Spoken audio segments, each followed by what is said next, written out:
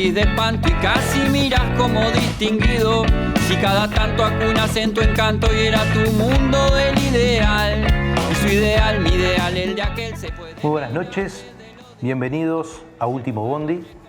Último Bondi es una propuesta de comunicación política producida por el colectivo Más Igualdad que busca orientarnos a la reflexión, profundizar en temas de actualidad, producir un intercambio, acercar información. En el día de hoy tenemos dos invitados y vamos a tratar el tema que definimos como ANCAP y la LUC. ANCAP y la LUC, un problema inventado quizás para favorecer negocios privados. Nos acompañan Laura Martínez, vicepresidenta de FANCAP, y Gerardo Rodríguez, presidente de FANCAP, con quienes vamos a compartir 3 bloques de discusión e intercambio de información.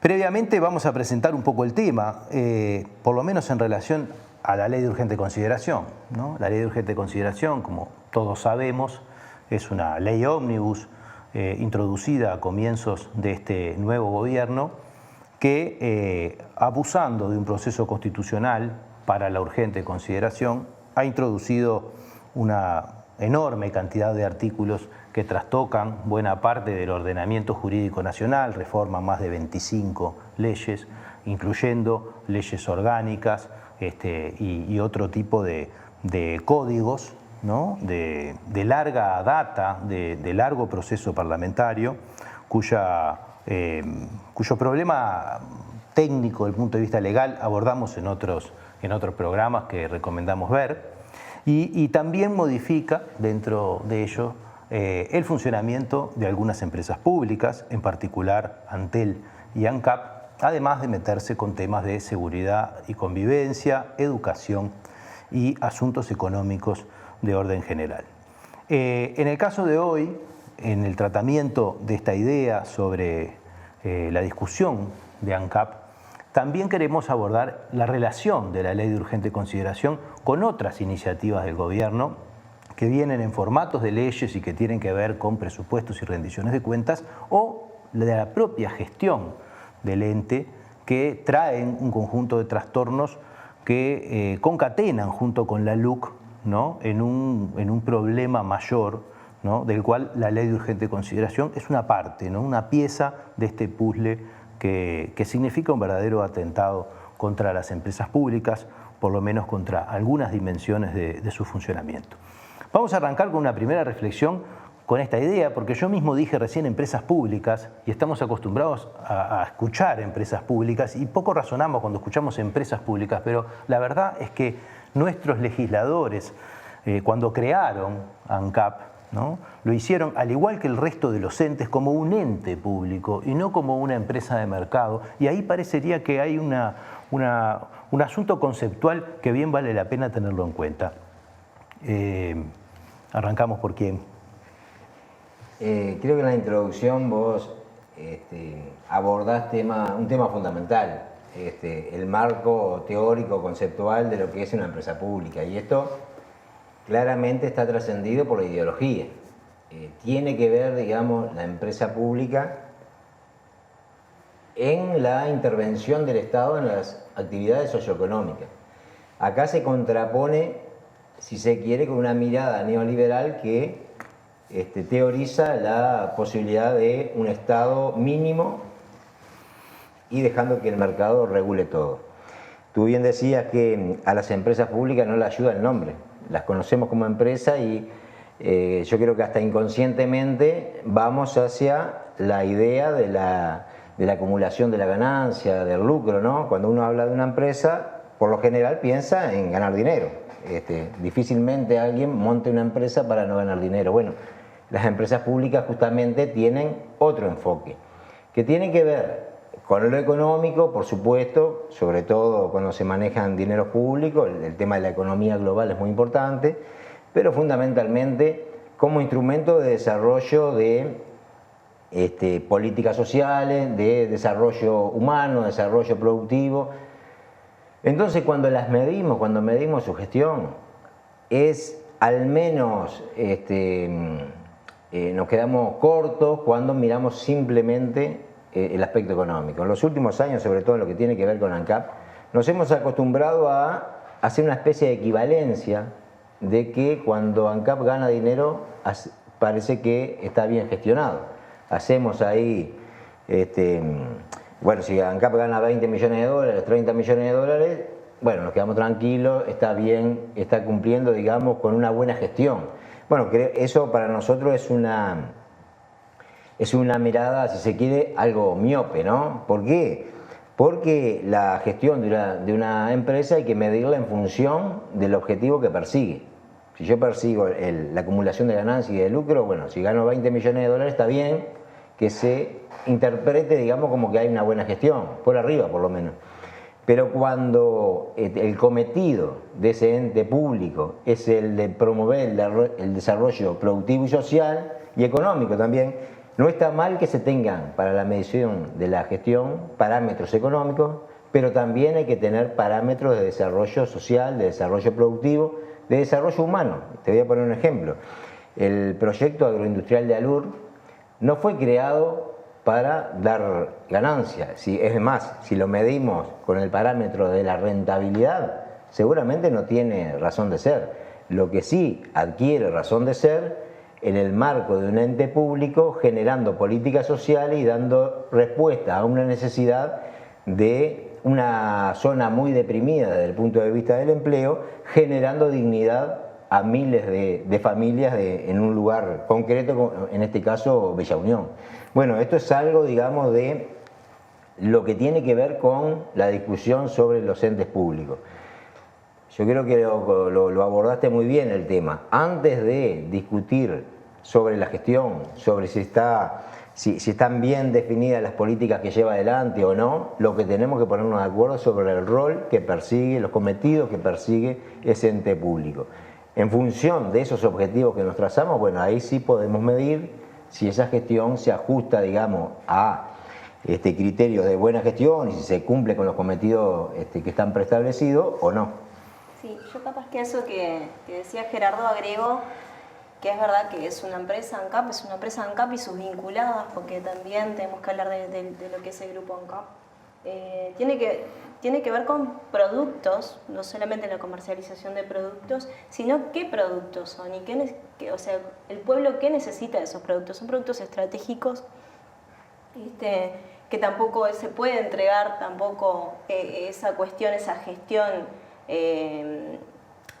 no cuidándola de que sea la eficiencia lo que rija, no la ganancia, no la rentabilidad, maximizar las ganancias, sino que sea la eficiencia. La eficiencia está dado para nosotros, a nuestro entender como clase trabajadora, en que llegue a todos y todas y que haya allí atrás políticas de justicia social. Y nosotros ahí un ejemplo, un elemento muy importante, hay un subsidio que mantiene ANCAP, que según esta reforma del mercado de los combustibles se va a terminar, es el precio único de los combustibles en cada rinconcito del país. Nosotros tenemos estaciones de servicio allí con un fin y un cometido social, y para nosotros eso es una política de justicia social que es importantísima para todas y todos los uruguayos. Entonces eso no es solamente el bien en sí, porque el bien, si miramos por maximizar los beneficios, en realidad solamente la propuesta es que salga de la tablada y ANCAP se olvida, sino que hay uruguayos y uruguayos que tienen un costo de vida, tienen una rutina y tienen su trabajo también marcado y están en otra parte, están muy distantes donde está la planta de despacho. Y bueno, es responsabilidad y tiene que el Estado incorporar a su estructura, incorporar esos costos, ¿sí? Porque individualmente ese uruguayo no puede alcanzar a cubrir esos costos, y eso está bien y es parte de ese rol de lo que hablamos. Vos sabés que cuando vos decías la función social, ¿no? Yo pensaba, bueno, ¿cómo entiende la gente esta idea de la función social? No es que la institución se pone a hacer políticas sociales, no es que puede llegar, pero digo, no es el caso. Hay un caso este caso que estás poniendo vos como ejemplo me parece emblemático, en el sentido de que hay un cierto consenso en la teoría económica de que ninguna empresa que se mueva en las reglas de mercado va a sostener a pérdida ¿no? el abastecimiento de servicios de esta naturaleza. Y es muy claro, pero muy desconocido también, especialmente en el interior de nuestro país, que esta relación existe y que el precio al que se paga ese combustible puede ser muy diferente si se liberalizan, ¿no?, los precios de los combustibles, y que eso es un aporte sustantivo a la vida social del país. Entonces, entender cómo existen ciertas políticas económicas y de servicios, ¿no?, que sostienen esto, porque en el fondo está en la misma naturaleza que esta otra idea que vos decías, bueno, ¿por qué se sostiene la producción de alcohol? ¿Por qué se ¿no? Que tiene que ver con la razón social, también tiene que ver con otros compromisos de país, ¿no? Unos compromisos con el ambiente, compromisos contraídos a nivel internacional de una buena práctica, ¿verdad? Y también con una visión soberana, porque Uruguay alcohol produce, pero petróleo no, ¿verdad? Entonces la dimensión social parecería estar mucho más presente de lo que a priori aparece en ese concepto de empresa, ¿no? Ahí tocaste varios temas, interesantes todos. Uno es, el Estado tiene una obligación, la obligación de garantizar el acceso universal a los servicios públicos esenciales, al agua potable, a los combustibles, a las comunicaciones, a la energía eléctrica. Llegar, digamos, con la energía eléctrica a algunos rincones del país no es rentable. Llegamos, hay electrificación rural, llega la corriente eléctrica a las escuelas porque está la UTE, que es nuestra y que asume esa inversión justamente como un derecho que tienen los uruguayos y las uruguayas y que tienen que garantizarlo el Estado. También las comunicaciones. Fíjate que pasamos una pandemia que nos golpeó en forma dura a todos y todas. Y sin embargo nuestros gurises pudieron seguir con el ciclo lectivo, digamos, a través de plataformas digitales. Se pudo hacer teletrabajo a través, digamos, de esta infraestructura que brinda Antel y que con un criterio democrático hizo que llegara a todos los rincones del país, la fibra óptica, bueno, los planes, el plan Ceibal, es decir, hay el Estado presente para sostener a la sociedad en diferentes situaciones que son difíciles de afrontar. Está el tema del agua potable y, bueno, el de los combustibles. Seguramente todos hemos escuchado que el Uruguay es tenemos los precios, digamos, de los combustibles más caros de la región. Esa es una verdad a media. Es verdad que el gasoil y la nafta es el más caro de la región, pero también es verdad que el supergas es el más barato de la región. ¿Y eso por qué es? Porque hay una decisión política. Acá hay una cosa que tenemos que ir sacando, digamos, ramas del camino para entender el tema de los combustibles, que no es difícil, pero es complejo porque tiene muchas aristas. La decisión del precio del crudo, del petróleo y de sus derivados a nivel global, en todo el mundo, es política, siempre es política. No acá en Uruguay, no es diferente que en otras partes del mundo, siempre.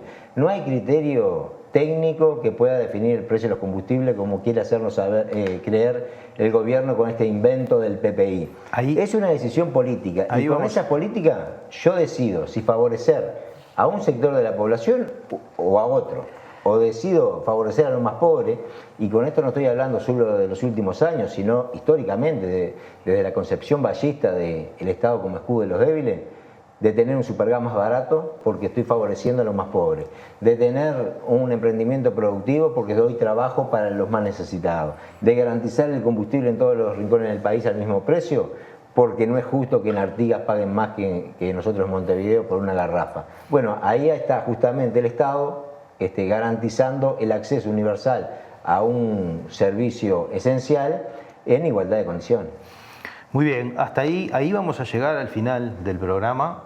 Gerardo se adelantó un poquito, pero está bien, porque en realidad nos viene bien como ejemplo, porque estábamos buscando esta dimensión social que hablamos que está presente y sí estará presente en cada uno de los hogares del Uruguay, tanto a través del combustible como a través del supergas. Son dos ejemplos muy claros, ¿no?, de dos formas de definir políticamente los precios que después vamos a ver, y que casualmente el supergas está en discusión y no están en discusión otros subsidios que sí se dan a otros sectores, que capaz que está muy bien que también se subsidien, pero que involucran, ¿no?, a otros estratos económicos de la sociedad, Y después vamos a volver sobre el tema del precio, cómo se manejó el precio en este último tiempo, ¿no? Si se aplicó o no se aplicó la LUC, y ahí podemos entrar a hilar un poco más fino de cómo se quejan de unos subsidios y no se quejan de otros, depende de para dónde vaya el reparto.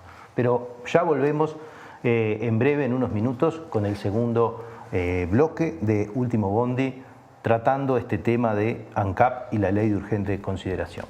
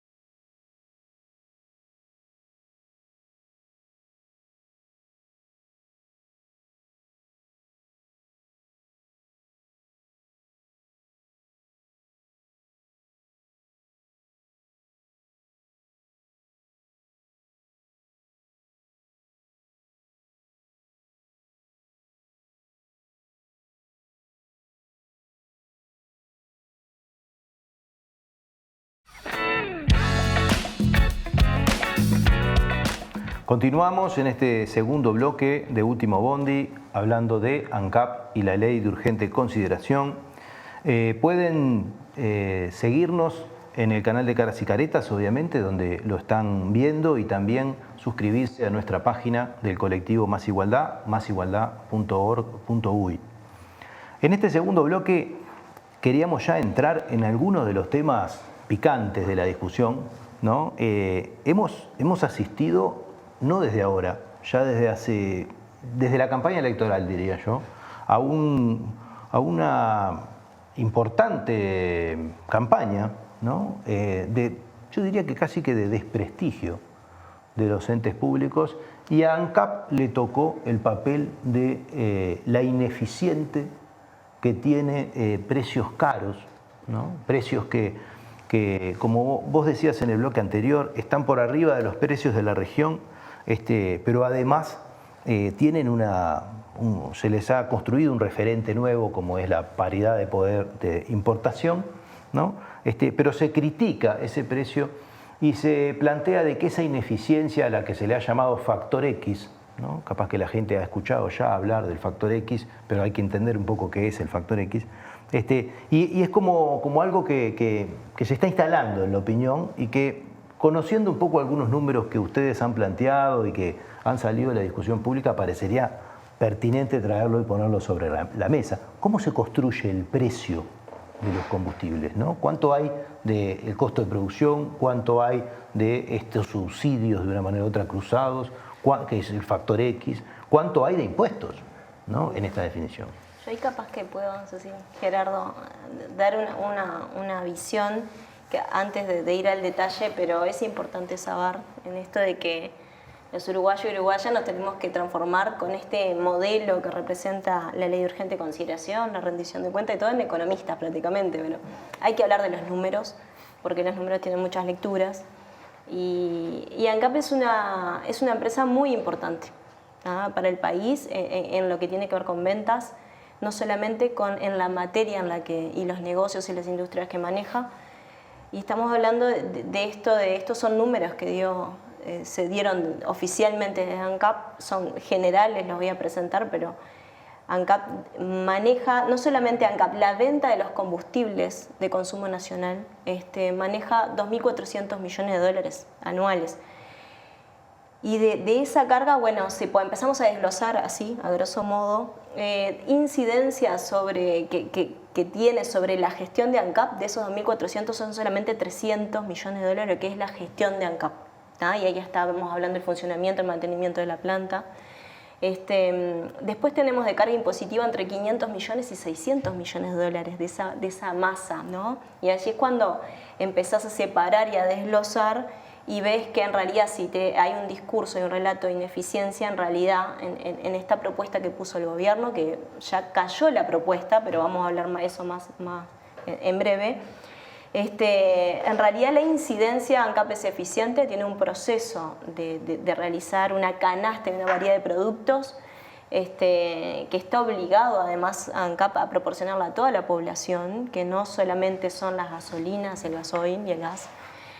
Hay más productos que no es de interés de todo el mundo de comercializarlos.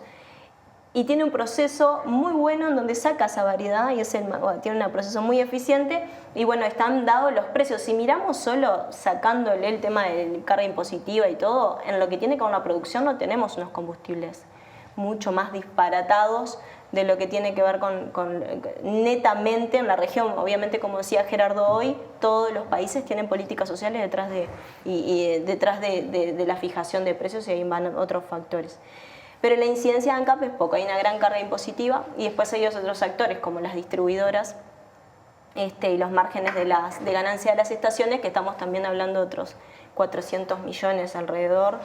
Entonces, bueno, se puso el foco en esto de bajar los precios sobre ese sector solamente.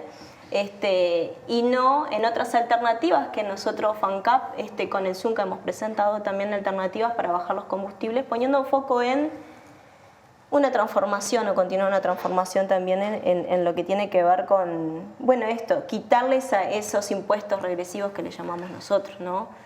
Déjame repasar un segundo, porque entre tantos números es muy fácil confundirse y uno puede cometer errores. Pero vos me hablabas, 2.400 millones de dólares en el PBI uruguayo, es como un 5% más o menos, ¿no? Estamos hablando de 300 millones de dólares de funcionamiento, pero 500 millones de dólares de impuestos. Quiere decir que por cada peso en el costo de producción hay casi 2 pesos de impuestos arriba.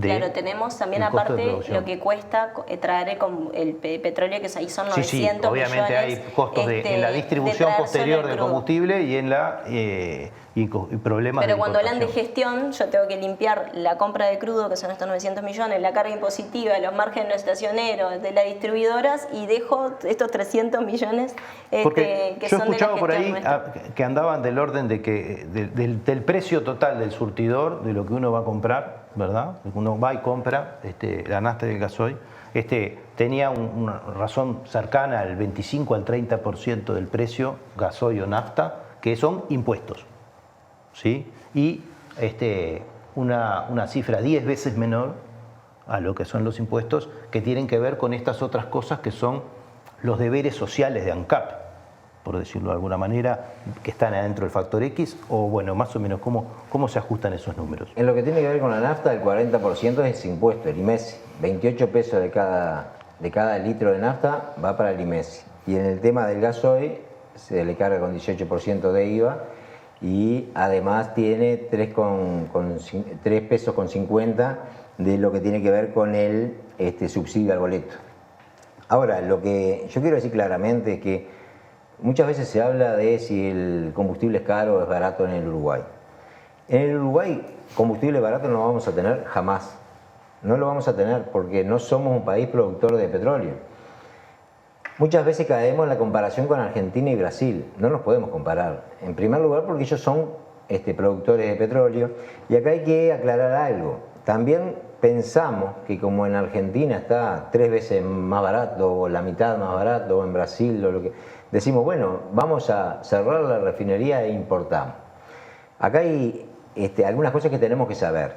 Argentina y Brasil tienen déficit de productos refinados. ¿Qué quiere decir esto? Que no producen la cantidad de combustible que consumen. Es decir, tienen refinería, refinan petróleo, pero para abastecer al 100% de la población tienen que importar productos refinados. Primer dato importante, esto es histórico, no es una coyuntura, no es coyuntural, es histórico. ¿Qué quiero decir con esto? Es que si nosotros cerramos la refinería e importamos combustible, tenemos que ir a abastecernos al mercado internacional, al Golfo de México u otros mercados. Y en el caso, Argentina y Brasil no nos pueden vender porque no les da para abastecer a su población. En el caso que eso cambiara y que Argentina y Brasil nos vendieran combustible, no nos van a vender al mismo precio que le venden a los argentinos o a los brasileños. Porque ese precio, como les dije, es una decisión política que está enmarcado en una política de los combustibles, en una política energética, en una política económica determinada de cada país.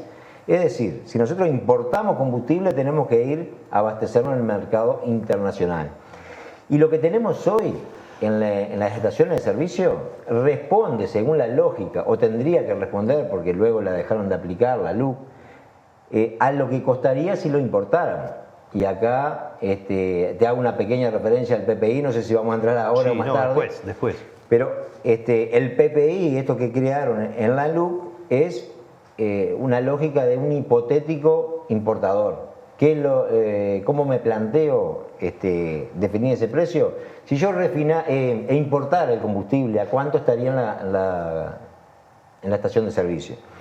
Pero está mal planteado así, porque Uruguay tiene ganancias por refinar. Tenemos un valor agregado. Nosotros por cada barril de petróleo que refinamos se estima unos $5 de ganancia de ANCAP, es decir, alrededor de 80 millones de dólares que gana ANCAP y que de alguna forma agrega valor a ese producido. ¿Qué quiero decir con esto? Que si nosotros vamos a definir los precios en la estación de servicio, ese precio te debería responder a los costos que tengo por la importación de crudo, por la refinación y por ponerlo en la estación de servicio. Y no debería responder solo al mercado internacional, porque si no es algo que me lleva al fracaso como llevó la LUC. Pero te lo voy a decir así. Casi el 50% obedece, digamos, al precio del crudo y del tipo de cambio. Ahí Uruguay es absolutamente dependiente, ¿no? Nosotros no podemos definir el precio del crudo ni el tipo de cambio, somos tomadores de precio. Después alrededor de más de 30% impuestos. Y acá también hay una definición política, impuestos. ¿Quién decide que el IMESI sean 28 pesos por litro de nafta? ¿O quién decide gravar con IVA al gasoil? Es una decisión política. Totalmente. Perfectamente yo podría decir, bueno, le saco el IVA, no le cobro IMESI, voy a tener una renuncia fiscal obviamente ahí, y en lugar de grabar esto, grabo otra actividad. Esa es una decisión política. En los primeros 6 meses de este año, mientras la inmensa mayoría de los uruguayos nos empobrecemos, mientras hay 50.000 uruguayos y uruguayas comiendo en ollas populares, 70.000 en seguro de paro, más de 200.000 desocupados, más de 100.000 nuevos pobres. Mientras eso sucede, el 1% cada vez acumula más ganancias, concentra más riqueza. Hay un estudio ahí muy bueno de AEBU de que en el último año y medio uruguayos y uruguayas depositaron en la banca nacional y en el extranjero alrededor de 6.800 millones de dólares. Perfectamente podría decir, ese sector de la población, esos maya-oro que acumulan cada vez más ganancias, que están haciendo que están teniendo niveles de ganancia extraordinarios, nunca en la historia habían ganado tanto como ahora, que además se los llevan del país, podrían grabarse ese capital y aflojarle el cinturón, digamos, a los uruguayos y cobrarle, no cobrarle IVA en el gasoil, por ejemplo, o bajar el tema del IMESI y de la nafta. Y acá hay un tema, y con esto termino, de cuando hablamos del sistema productivo, ¿no?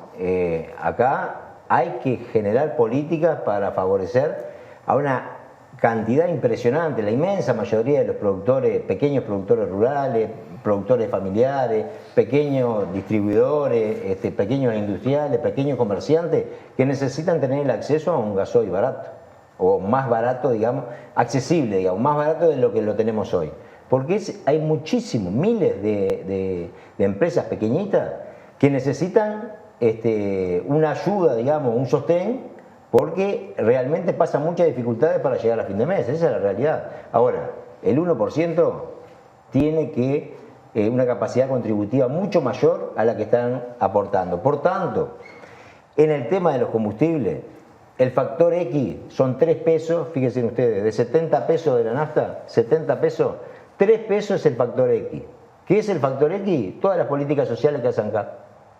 Fíjense que le llaman sobrecosto, en el factor X están, es muy sugerente el nombre que le ponen, ¿no? Sobrecostos o ineficiencia.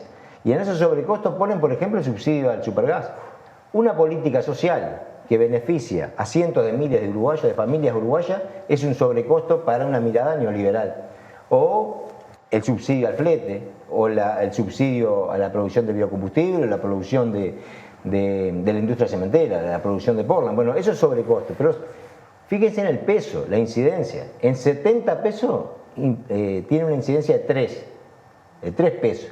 Sin embargo, mientras que todas esas políticas sociales cuestan 3 pesos, el IMESI cuesta 28.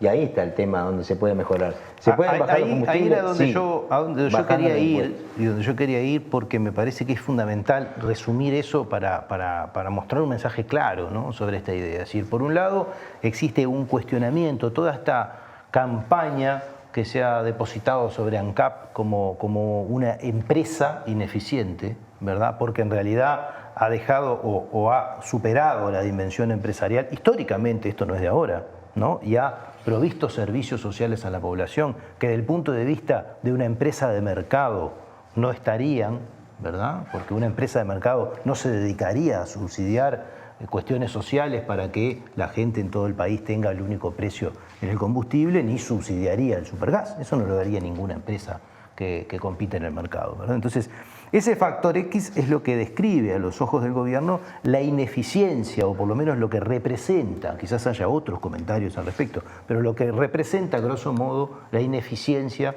que se presenta de ANCAP.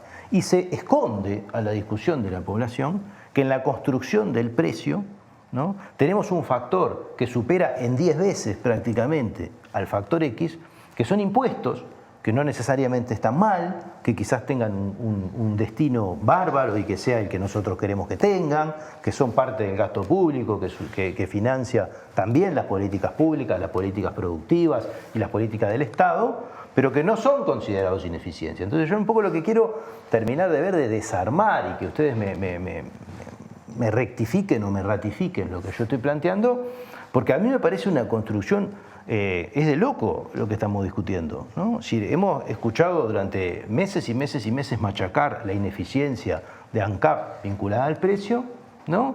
Todo eso es una queja por los subsidios, ¿no?, al gasoil y a la nafta en buena parte de nuestro territorio, vinculado al bienestar de la mayoría de los hogares, no vinculado necesariamente a otros sectores que también se benefician de ese subsidio, ¿verdad? Y ese famoso factor X no se pone en comparación y en correlación con un gigantesco impuesto, que es lo que realmente define que el precio de nuestro combustible sea el mayor de la región. Porque si nosotros le sacamos a esos 28 pesos de impuesto en la mitad, no somos más el país más caro de la región en materia de combustibles, ¿no? Y ese impuesto es absolutamente político. Entonces, la consideración sobre que el precio, ¿no?, es algo que tiene una referencia técnica, nos están contrabandeando un montón de cosas en todo lo que están diciendo, porque hay una parte importante de la película que no está siendo explicada. Entonces, a mí me parecía sustantivo aclarar esto, ¿verdad? Para discutir esto, ¿por qué? Porque no es la primera vez que desde las corrientes neoliberales se montan escenarios de graves problemas con las empresas públicas, ¿no?, y con todo lo público, ¿verdad? Hace mucho tiempo habían surgido a la prensa algunos estudios que mostraban la ineficiencia del Instituto de Colonización, ¿verdad? Después podemos pasar en la larga historia de las políticas públicas por distintos ataques, y todos vienen de la misma mano, ¿no? Es decir, una comparación con una empresa supuesta, además, una supuesta empresa de mercado, que tampoco existe, ¿verdad?, que nos permite un parámetro para denunciar algo que en realidad está totalmente desdibujado en su construcción y no responde a la realidad, ¿verdad? Una cuestión ahí que también de las conclusiones que sacar, hay un relato muy fuerte que es mucho anterior a lo que tiene que ver la ley de urgente consideración. Por supuesto que es un gobierno que se preparaba para asumir el poder, y hay un relato muy fuerte desde antes.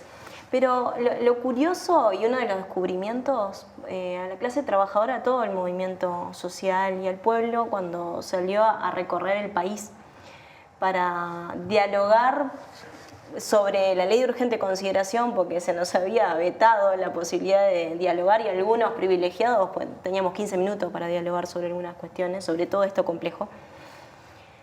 Este relato es raro porque en verdad el relato se sostiene sobre la transparencia, la competitividad, etcétera, pero cuando vas al hogar de los más humildes, en realidad, del trabajador y la trabajadora que pasa trabajando, que está con los hijos y su cabeza no está en otra cosa, en realidad no está tanto en la televisión, en el sentido de consumir estos relatos fuertes.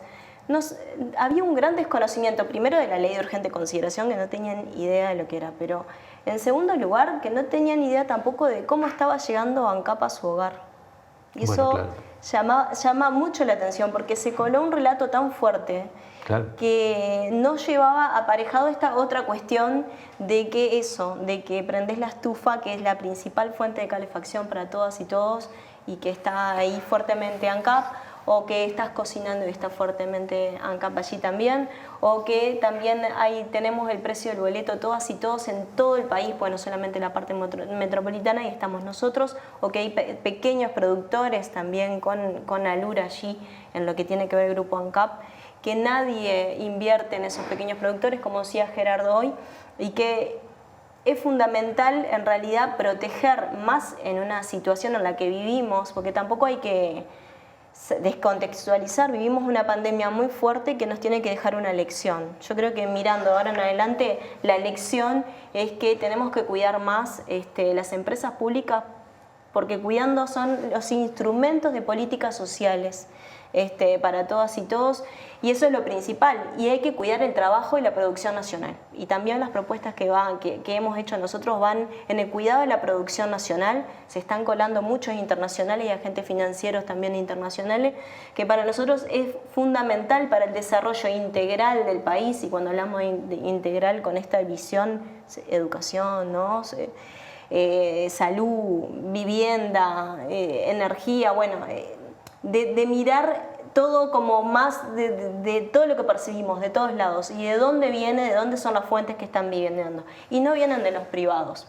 Y cuando hay crisis económica, los privados, en esta lógica que es la que están imponiendo de maximizar las ganancias, las inversiones no se hacen, y también en ANCAP principalmente surge y nace para generar empleo. Entonces también ver la empresa pública en el sentido de generadora de empleo, porque no solamente está allí, aparte de sus funcionarios públicos que estamos para la población, pero genera una red, como decía también hoy Gerardo que lo mencionó así, de trabajo y de movilidad que es rica para todos, y es lo que tenemos en realidad, el tema de trabajo de calidad y servicios también buenos, eficientes, de calidad. Bueno, vamos cerrando este segundo bloque y ya volvemos en el tercero para abordar las ideas que nos quedan, que queremos trabajar. No nos va a dar para todo, como siempre, pero bueno, en minutos seguimos en Último Bondi.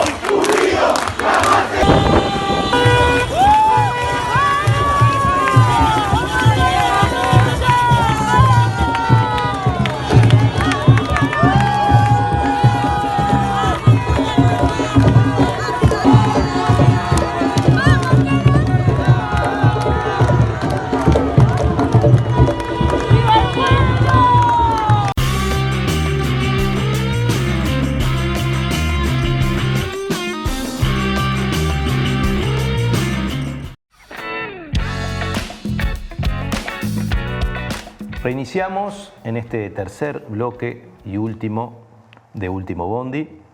Estamos hablando de ANCAP y la ley de urgente consideración. Estábamos redondeando las cuestiones sociales que tienen que ver con las políticas públicas, no solo ANCAP, también en todo el resto de los entes del Estado. a cuestiones sociales que no siempre están claras en los hogares, en la población. No siempre es claro cómo es que llegan cada uno de los servicios del Estado o cómo cada una de las acciones de los servicios del Estado llega a los hogares. Y es muy importante poder clarificar esto para que la gente lo conozca, para que conozca, ¿verdad?, de que hay una decisión política en cada una de las cosas que hacen a su vida cotidiana, en los precios, ¿verdad?, en los precios de las tarifas, en las posibilidades de acceso, en garantizar la existencia de stock, ¿no?, del acceso efectivo a los bienes, ¿verdad? Porque eso nos lleva a esta otra discusión que ya la trajo Gerardo varias veces, me la contrabandeó en los bloques anteriores, y que yo la quería dejar para el final, porque tiene una dimensión conceptual también, que es esta idea de discutir en función de esta entidad teórica que viene a ser la paridad de poder de importación como una especie de referente para generar la competencia, ¿no? O sea, el neoliberalismo precisa postular la competencia como el camino de evolución de la humanidad, y cuando no la puede construir, inventa entelequias que la sustituyan para poder discutir contra algo, para poder, pero esa construcción política, totalmente política, y además considerarla como idea nos lleva a esto que planteaba Gerardo hoy, es decir, estamos suponiendo que existe una empresa a la que le compramos combustible y lo pone en el surtidor al que nosotros vamos, ¿no? Pero ¿dónde está el que me garantiza que existe el combustible, el que me garantiza que voy a poder comprar petróleo, el que me garantiza que la refinación la voy a poder hacer y va a ser de calidad, el que me garantiza que eso va a llegar a todos los puntos del país, no importa la distancia y no importa el esquema de ganancia, ¿verdad? Es decir, hay un conjunto de elementos básicos que después se presentan en la vida cotidiana, ¿no? Y son muy conocidos lo que han sido las crisis en el mundo por desabastecimiento, por ejemplo, del combustible, ¿no? Como para que un país se plantee que esto se resuelve a partir de una entelequia teórica que define los precios. Y si a esto le agregamos esta idea que planteamos hoy, de que nuestro precio es una construcción absolutamente política, ¿no?, donde más del 30% del precio que estamos pagando no proviene de los costos de producción, sino de distintas decisiones, que podemos compartirlas todas incluso, pero de distintas decisiones, más allá de que puedan existir un montón de cuestiones a criticar, de ineficiencias que tienen las empresas públicas y privadas también, ¿no? Porque en ese sentido... Pero bueno, abordemos un poco esta idea, ¿no? Es decir, parece una idea un poco endeble. Acá hay que pensar que estamos en medio, digamos, de una lucha ideológica, ¿no? Una lucha por las ideas, por un conjunto de ideas. Y en ese marco hay una disputa por la hegemonía, por darle significado... Sentido a las cosas. Exactamente. El sentido de las cosas. Exactamente. Entonces hablamos, el gobierno, el presidente de la República habla de libertad. ¿Y quién va a estar en contra de la libertad?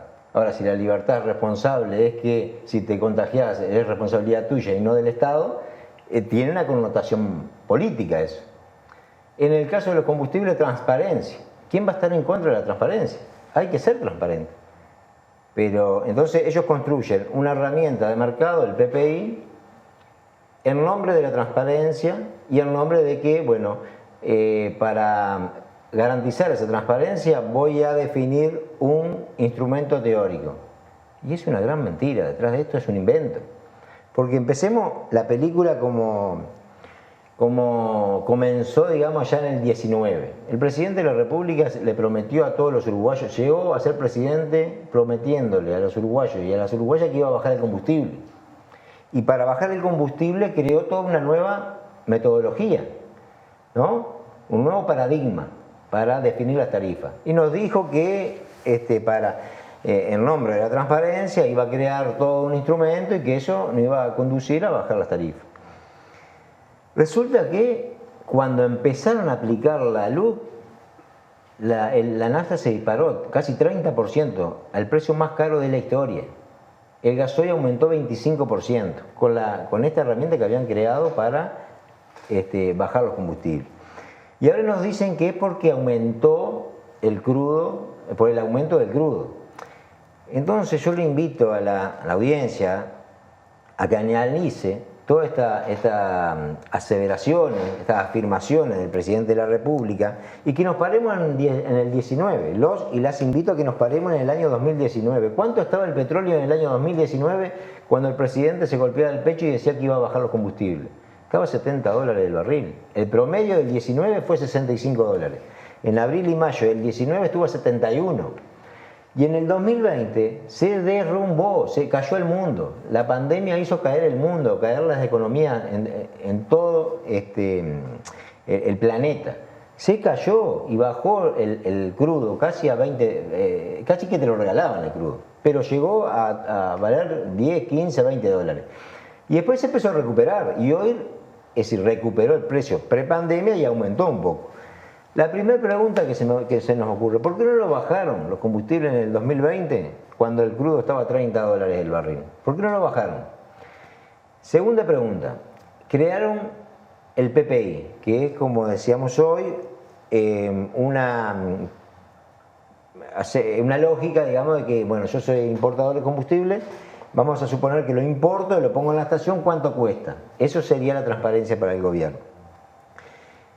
La URSEA votó la nueva metodología el 21 de septiembre del 2020.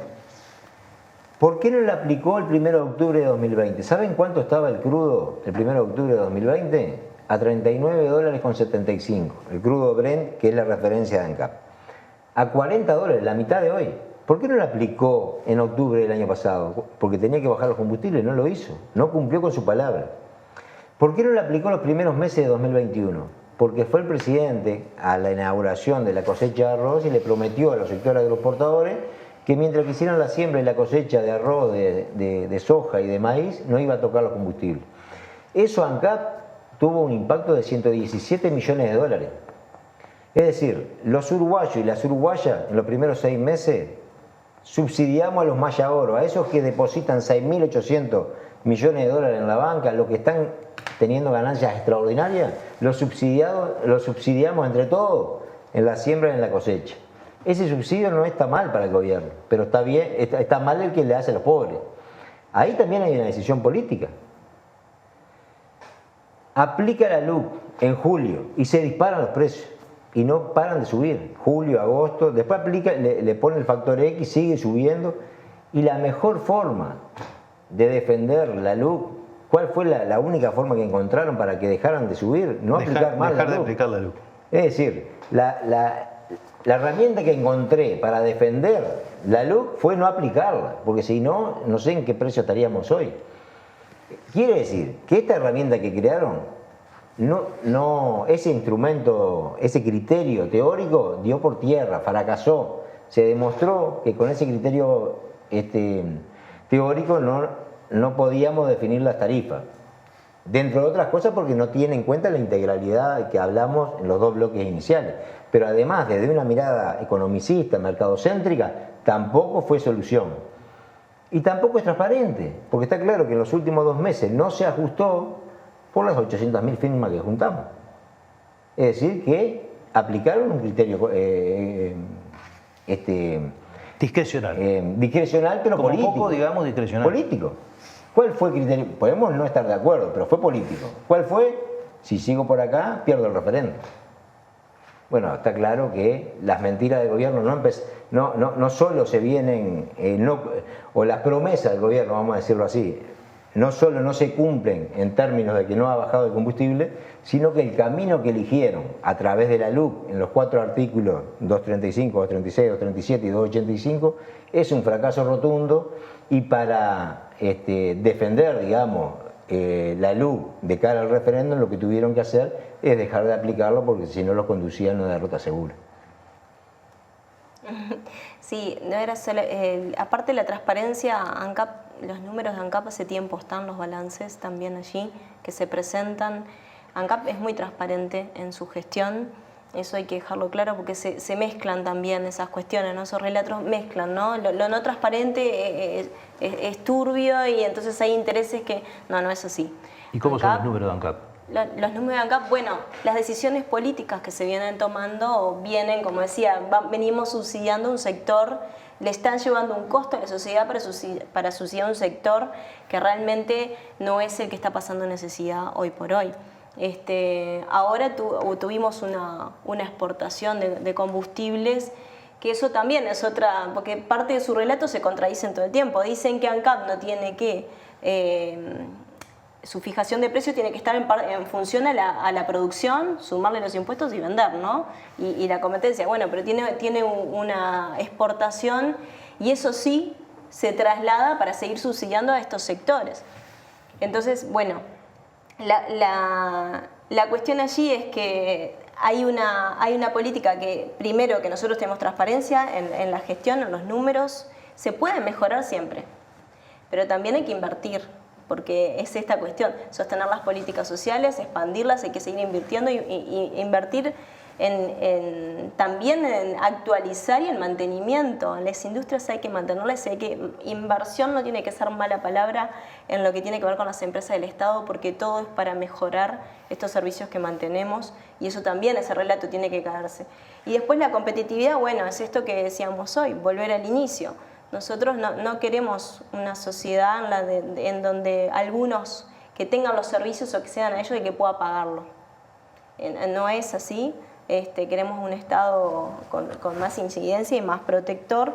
Y bueno, es esa la mirada más. La competitividad no es lo que nos salva, sino sí seguir en el camino de la eficiencia y viendo cómo podemos desarrollarnos y transformarnos, porque ANCAP también se tiene que transformar también en su plataforma, manteniendo su soberanía, que es algo que a nosotros nos preocupa mucho también, siempre, y para eso hay que seguir creciendo. Y tenemos que tener, obviamente que si nos desfinancian, si nos desmantelan, no vamos a poder acompañar ese crecimiento, que históricamente hemos sido una empresa que ha sido propulsora allí para grandes transformaciones tecnológicas y sociales nuestras. Bueno, ese cuidado. La historia de ANCAP ha sido así. ANCAP nació en una coyuntura donde fue necesario fundar ANCAP y ya nació con el voto en contra del herrerismo. O sea que la historia del herrerismo contra ANCAP va a cumplir 100 años dentro de poco y va a poder narrarse a lo largo de toda su historia.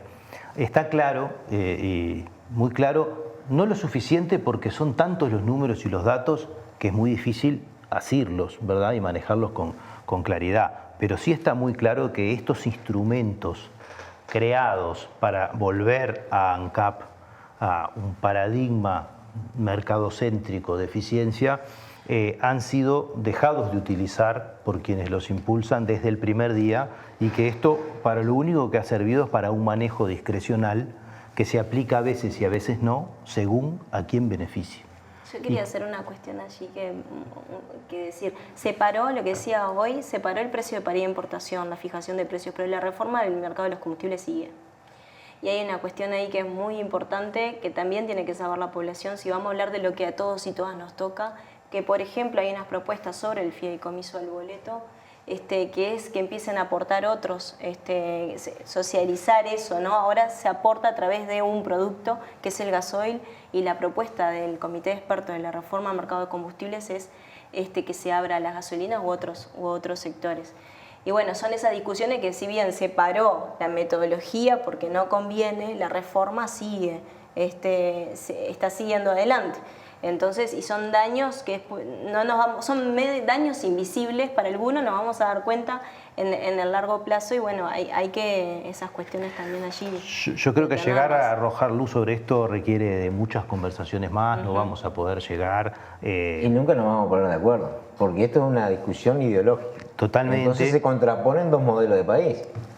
Lo que quiero rescatar en esto es, por decirlo de una manera u otra, es la maniobra publicitaria, ¿no? Que implica esta creación de una entidad que va a venir de una manera u otra a ayudar a regular las cosas, a transparentar las cosas, que termina siendo profundamente opaca y que termina abandonándose por el camino porque es insostenible en términos de conveniencia política. Hay muchas cosas más para poner acá arriba de la mesa. Por ejemplo, la hipótesis de que cuando los combustibles bajen con él los precios de las cosas que fueron afectadas por el transporte, que es un absoluto irrealismo en cualquier país del mundo, la posibilidad de que esto ayude a establecer estabilidad en los mercados, en las empresas y en el funcionamiento económico. La hipótesis de que la competencia hace bajar los precios, también otra... Bueno, la hipótesis que especialmente con competencias monopólicas o oligopólicas, o sea, hay un edificio gigantesco de piezas, yo te diría que casi todas de avería, que constituyen este relato que solo se sostiene por su reiterado pronunciamiento y que hay que buscar la forma de hacerlo llegar al seno del pueblo en sus diversas formas, pero que tiene una vasta complejidad, ¿no? Sí, yo creo que a mí me quedan ya muchas dudas más, me gustaría seguir preguntando un montón de cosas, pero nos tenemos que ir. Y bueno. Te dejo una picando para el final, sí. Que nos pasa en el interior del país. Cuando vos le preguntás a alguien si se pregunta por qué paga el combustible igual que lo pagamos nosotros al lado de la refinería, nunca se lo preguntó, pues parecería que cae de la providencia. ANCAP pone 30 millones de dólares para que eso suceda. Y a partir del 1 de enero del 22, ANCAP no paga más el flete. Y dice el gobierno que con esta nueva metodología, con esta reforma de los combustibles, lo van a pagar las distribuidoras. ¿Ustedes piensan que una multinacional va a venir a hacer filantropía al Uruguay para poner 30 millones de dólares de su bolsillo para que doña María y don José paguen en Rivera o en Artigas el combustible al mismo precio que nosotros? Capaz que tenemos suerte y hasta que la LUC no se vote se siguen posponiendo estas medidas porque está claro que eso no va a pasar, ¿verdad? Entonces como que va a ser otra cosa más que se les caiga encima. Bueno, nos vamos. Les agradezco realmente mucho la participación, el Gracias, tiempo y el esfuerzo de intentar ilustrar estas cosas harto complejas, muchas de ellas. Y bueno, seguiremos tratando de generar este tipo de espacios para aclarar cosas que son absolutamente necesarias. Esto es Último Bondi. Seguinos en nuestra página del colectivo Más Igualdad, másigualdad.org.uy. Míranos por Caras y Caretas TV. Nos vemos en la próxima.